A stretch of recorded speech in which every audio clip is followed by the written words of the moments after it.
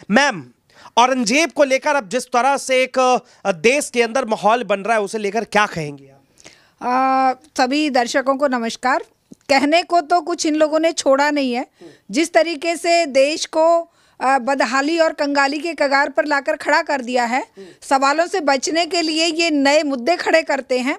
जब बाबर को भुनाना खत्म हो गया, बाबर ने इन्हें राज सत्ता में बिठा दिया। अब बाबर के बाद इनको राज्य की अगर मान लो समस्याओं से निजात नहीं दिला पाए जनता को, झूठे जुमले गढ़कर जिस तरीके से इन्होंने सत्ता पर एक के बाद एक राज्यों की सत्ता पर और केंद्र की सत्ता पर कब्जा किया है, अब जनता तो सवाल पूछेगी। जनता तो, युवा तो नौकरी मांगेंगे और महिलाएं तो सुरक्षा मांगेंगी और किसान तो जो रोज आत्महत्याएं कर रहे हैं वो मांगेंगे कि भाई हमारे कर्जे क्यों नहीं माफ़ किए जा रहे, जब 50 लाख करोड़ तक के पूंजीपतियों के राइट ऑफ कर दिए जाते हैं, तो हमारे लिए 1-1.5 लाख 2 लाख रुपए भी मौत का सामान क्यों बना देते हैं।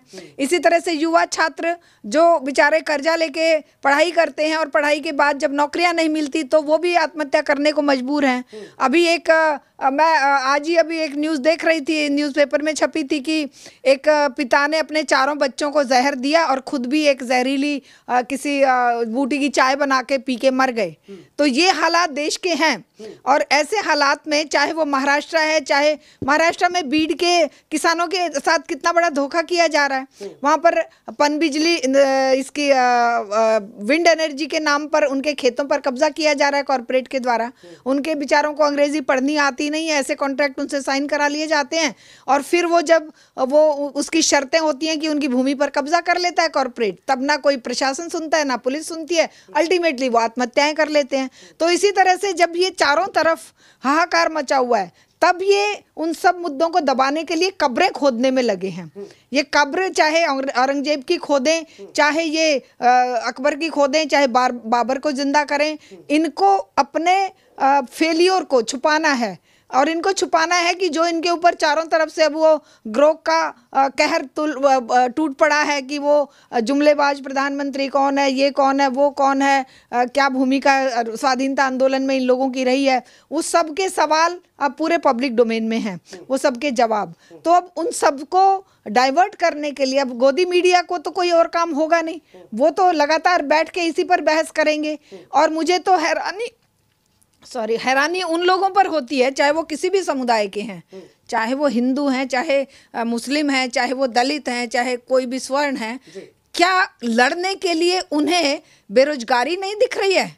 क्या लड़ने के लिए उन्हें वो मुद्दे नहीं दिख रहे हैं जो उनके जीवन से जुड़े हुए हैं, जो मानवता को शर्मसार करने वाले मुद्दे हैं? क्या कभी वो निकलते हैं कि हमारी बेटियों पर ये अन्याय अत्याचार क्यों हो रहे हैं? क्या कभी वो निकलते हैं हमारे बच्चों की शिक्षा क्यों छीनी जा रही है?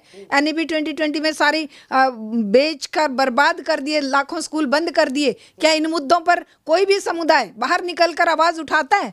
क्या ये धर्म ग्रंथ हमारे जिनको की जरा से उससे इनकी भावनाएं आहत हो जाती हैं, या जरा सा कोई झूठी अफवाह से ये मरने कटने पे उतारू हो जाते हैं, या किसी भी धार्मिक ग्रंथ के पन्ने फाड़ दिए या कोई जला दिया, ये कर दिया, उस पर ये एक दूसरे की। और मुझे तो लगता है कि ये सारे मुद्दे जो है ना ध्यान भटकाने के लिए खड़े किए जा रहे हैं। औरंगजेब तुम्हें 300 साल पहले जो मर गया, उसकी तो याद है कि उसने क्या किया था, उस समय क्या किया था, क्या नहीं किया था, कोई जानता नहीं है, और जानता है तो अब उसका कुछ अंडन नहीं हो सकता।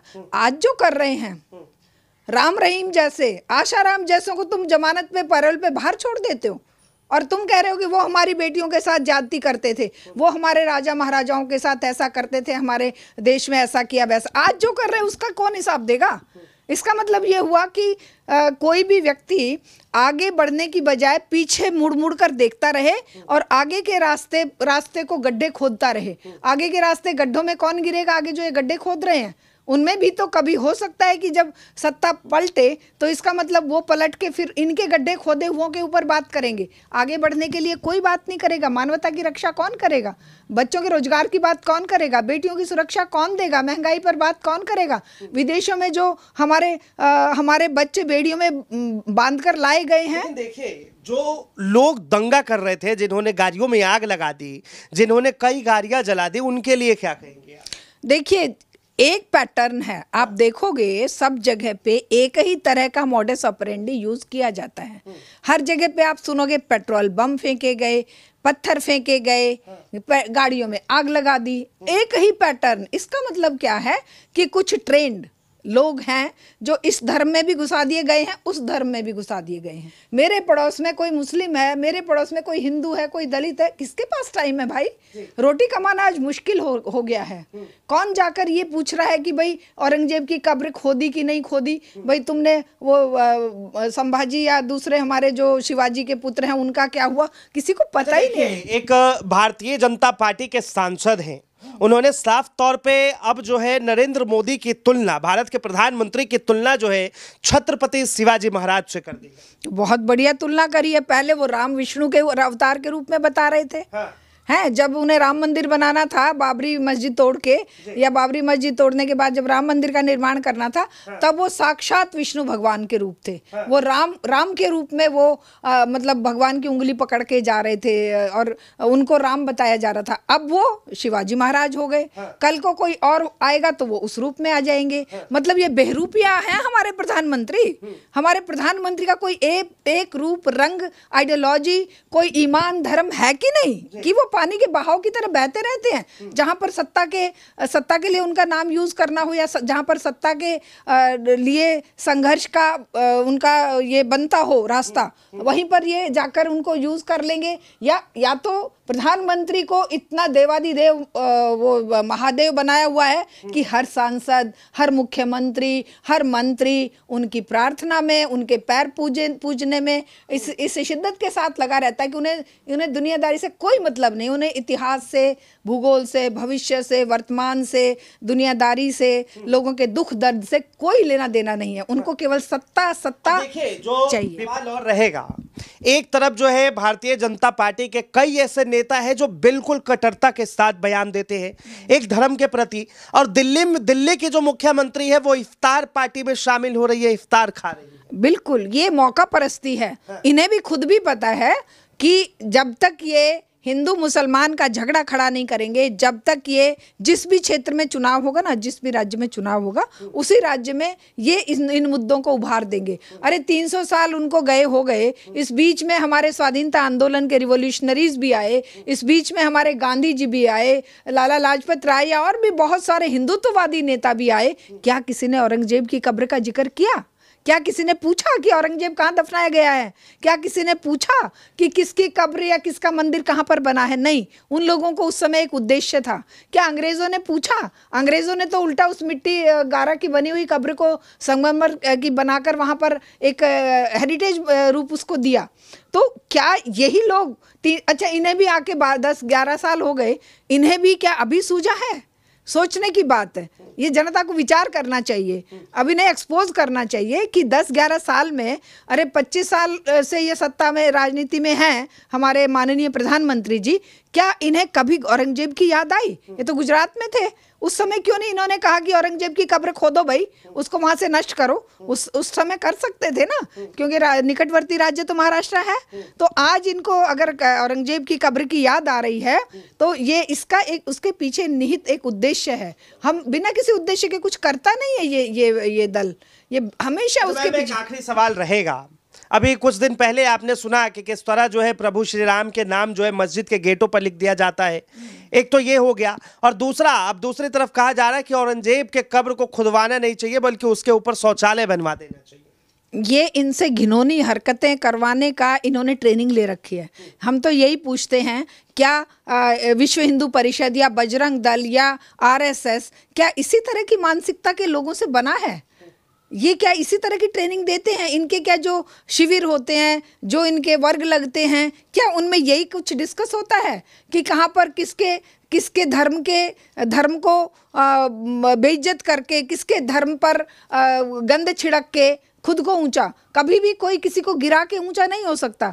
लोगों को उठाकर, संभाल कर, आगे प्रगति और उन्नति का रास्ता बताकर दुनिया विश्व के महापुरुषों का महापुरुषों का नाम अगर हुआ है तो लोगों को उठाने में हुआ है। ये धर्म के नाम पर लोगों को गिराने में, कब्रें खोदने में, उनके धार्मिक स्थानों को बेइज्जत करने में, या गाय या दूसरे किसी नाम पे जान लेने में, यही क्या इनकी ट्रेनिंग है? यही क्या इनकी मानवता है? अगर इस तरह की हरकतें ये करते रहे तो मैं तो कई बार, मेरी जब बात होती है इन लोगों से, मैं कहती हूँ कि इस तरह की हरकतें करके तुम खुद ही नष्ट हो जाओगे।